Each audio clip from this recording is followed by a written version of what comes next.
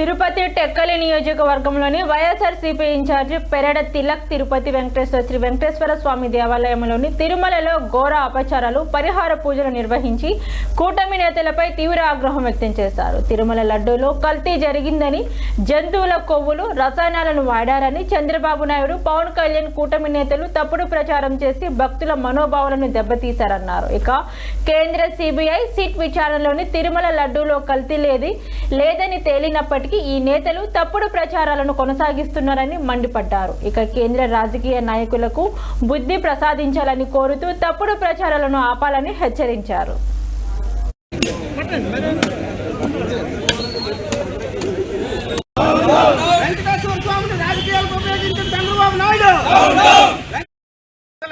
కోసం ఆ దేవుని ఉండటం వల్లే ఈ ఆంధ్రప్రదేశ్కి వెలుగొచ్చిందని చెప్పి ఆంధ్రప్రదేశ్లో ప్రజలే కాదు ప్రపంచంలో ఉన్న ప్రజలందరూ కూడా కోరుకునే సందర్భం. అలాంటి దేవాలయంలో లడ్డూని ఒక భూతద్దంలో పెట్టి లడ్డూనిలో కలుషితం చేరింది. కొవ్వు, పశువుల తాలగా కొవ్వు, పందుల తాలగా కొవ్వు, రకరకాలైన క్రిమి సంహారక మందులు యాడయ్యి అని చెప్పి ప్రచారం చేశారు. ప్రజల్ని నమ్మించడానికి అనేక ప్రయత్నాలు చేశారు. ఈరోజు మీరు అధికారంలో ఉన్నారు.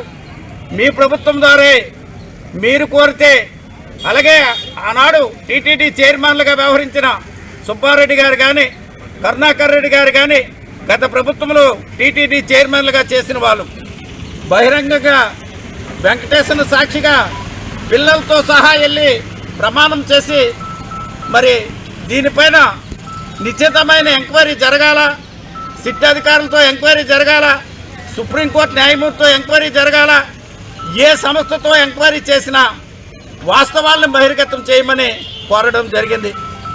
దానికి అనుకూలంగా కేంద్ర ప్రభుత్వం స్వయంగా కేంద్రంలోనే డీజీపీ స్థాయి అధికారిని నియామకం చేసి స్వయంగా పంపించి సిట్ అనే అధికారులతో 8 మందితో కమిటీ వేసి గడిచిన సంవత్సరంన్నర కాలం నుంచి అన్ని విధాలుగా ఎంక్వైరీ చేసి వాళ్ళు నిన్న ఛార్జ్షీట్లో స్పష్టంగా నమోదు చేశారు.